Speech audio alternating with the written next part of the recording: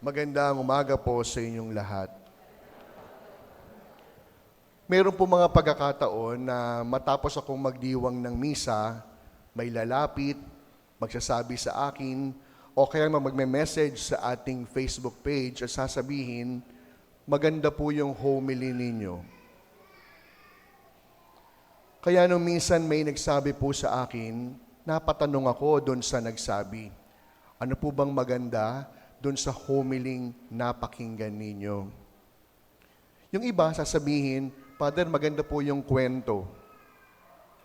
Madalas yung kwento ang naaalala kaysa sa turo at aral sa likod ng bawat kwento. Minsan naman, sasabihin, Father, naalala ko po yung joke o yung patawa. Sabi nung tinanong ko, ang magandang homily daw po para sa kanya ay yung formal at kapupulutan ng maraming aral.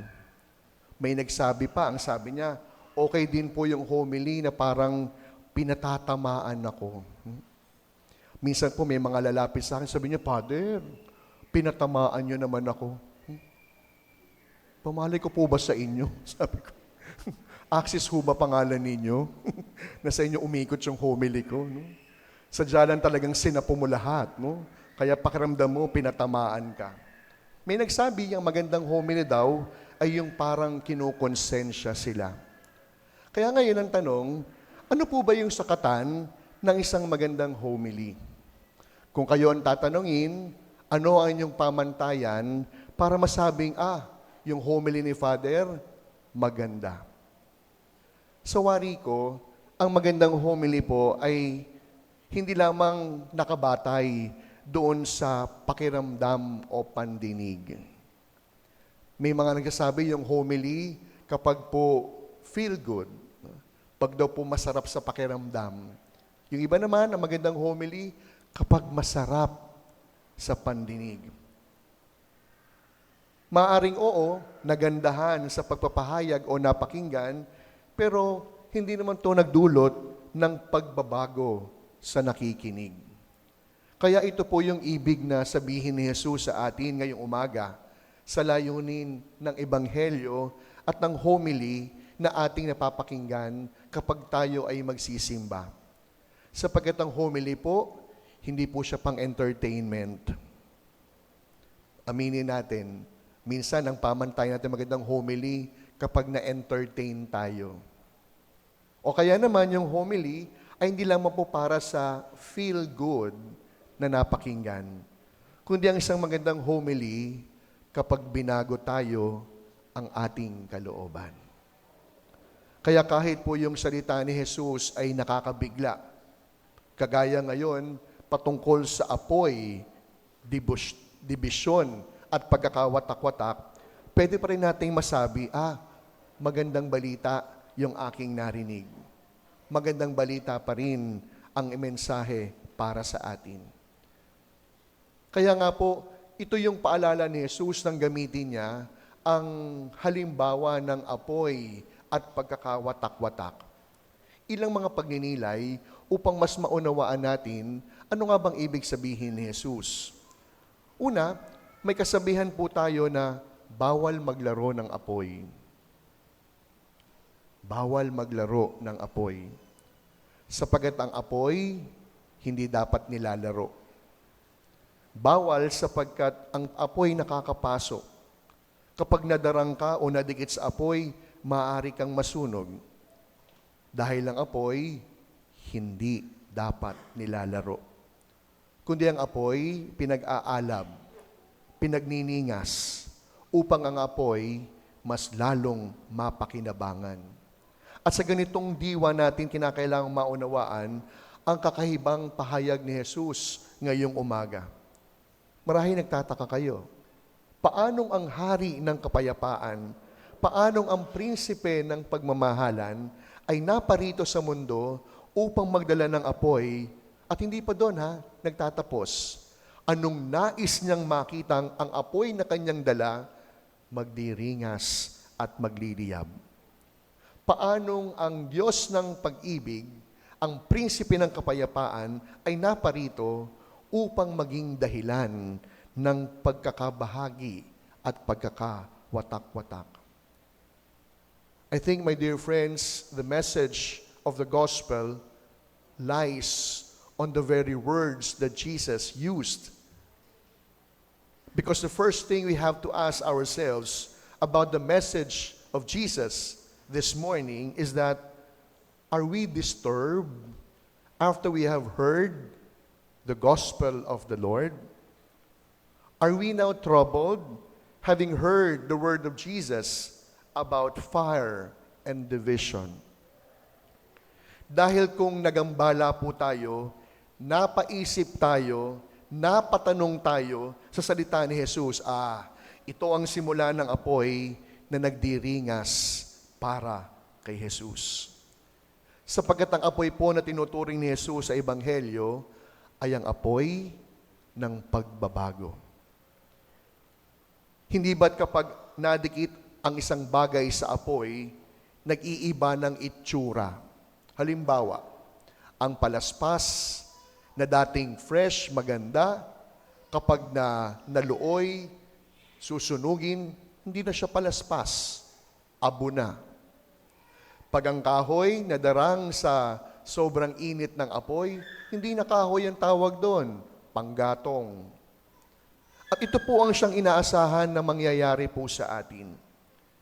May pagbabagong mangyayari kapag nadarang ang bawat puso at tenga sa salita ni Jesus. And that is what we call not only a simple change, a basic change, but this is what we call transformation. Kapag nasunog, kapag nadarang sa init ng apoy, may magbabago, may magaganap, may mangyayari. Because nothing that the fire touches remains ever the same. Whatever is set on fire is bound to change. When we are touched by water, we get wet. When you are touched by a hard object, you even get a buccal or a swelling. When we are touched by fire, we get burned. But when we are touched by the words of Jesus, we will never be the same again. Kaya mga minamahal ko mga kapatid, don't get me wrong, natutuwa ako, nagpapasalamat ako kapag sinasabi ng mga tao, maganda po yung homily ninyo. Pero ang magandang homily, hindi lamang dapat sa pandinig. Ang magandang homilia, hindi lamang dapat sa pakiramdam. Ang magandang homily, ang siyang magtuturo sa atin upang baguhin ang lahat-lahat sa atin. Sapagkat ang salita ni Jesus ay parang isang apoy na nagpapainit sa malamig nating kalooban. Ang turo ni Jesus ay parang isang nagdirinas na siga na handang puknawin ang bawat luma at iba sa atin. Nang sa gayon, kapag nadarang sa init ng salita ni Jesus, magbabago ng itsura. May pagbabagong mangyayari.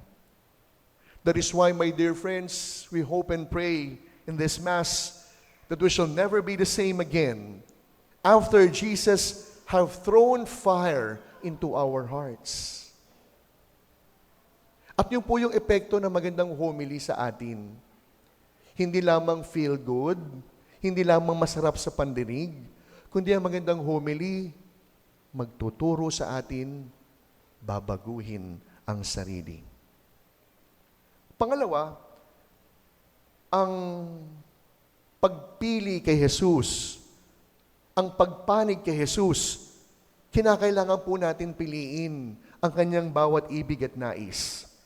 Sapagkat kapag pinili si Jesus, maninindigan sa tama, dapat at mabuti. Sa madaling salita, may kapalit na sakripisyo. Sapagkat matapos tayong madarang sa init ng apoy na dala ni Jesus, simula na ito hindi lamang ng pagbabago, kundi simula na ng pagpili. Maninindigan. Maraming kinakailangang baguhin. Maraming dapat isakripisyo. Maraming dapat isuko. Maraming dapat talikuran. maraming dapat ayawan. Kaya kapag pinili natin, I belong to Team Jesus, dapat hihindi ka sa demonyo. Hindi po pwedeng, Team Jesus. Hindi naman kasal. Team Jesus. Nangchichismis naman ang kapwa. Team Jesus. Hindi naman nagsisimba. Kaya, malamang sasabi niyo, si Father talaga, pinapaalala na naman yung mga ganyan. Kapag nakaramdam po kayo ng ganyan, yan po ang simula ng apoy ni Jesus. May mga pagkakataon, pagkatapos ng misa, although, pakiramdam ko naman, hindi man nila ako gustong awayin, pero siguro sobra silang na-touch talaga ng salita ng Diyos. Sasabihin, Father pinaparinggan mo ako kanina. Hindi ko nga ho kayo kakilala eh. Masyado lang talagang sinapulahat. Kasi bakit? Alam mo, yun ang kailangan mo. At yun ang unang hakbang ng pagbabago. Kapag natanggap natin, ito ang dapat kong gawin. Ito ang paalala ni Jesus. Ito ang siyang paanyaya sa akin. Kaya ang pangalawang hakbang na gagawin, matapos malaman, babaguhin. Hindi pa pwedeng, ang ganda ng homily, Father, na-touch po talaga kami, Father, nakakaiyak. Hindi naman nagbago. Father, ang ganda po ng kwento po ninyo. Mas naalala yung kwento kaysa sa kwento ni Jesus. Kaya aminin ko po sa inyo, I think the teacher in me, I don't usually use jokes. Most of the times, I always use on the Bible-based stories. Kasi hitik na po sa kwento yung Bible. Marami ng kwentong pwedeng matutuhan. Kaya kapag nagdagdag pa ng kwento, chismis na yon. Magdadagdag man ako ng kwento, yung mga true to life stories. Na pwedeng kapulutan din ng aral, na pwedeng pamarisan, na pwedeng tularan. Kaya ito po yung pangalawang paalala sa atin. Sa pagpili natin ng pagbabago, maninindigan po tayo. Magsasakripisyo tayo. Kahit pamahal sa buhay, ang siyang magiging kapalit ng lahat ng ito. Dahil ang tunay na kapayapaan ay wala po sa pagiging kampante. Wala po sa kontento at walang pagiging kontento at walang kaguluhan. Kundi ang totoong kapayapaan, nagtagumpay ang Diyos sa buhay mo. Nagtagumpay si Jesus sa kanyang plano. That's why, my dear friends, as we continue our celebration, we pray for that grace. The grace that Jesus will once again throw fire into our hearts. Because no one who has encountered the fire of Jesus remains the same. Because everybody who is touched by the fire of the word of the Lord will never be the same again. Kaya sa misang ito, kung meron man tayong biyayang hihilingin, hindi lamang yung magandahan tayo sa homily. Hindi lamang yung kiligin tayo sa mga feel-good stories.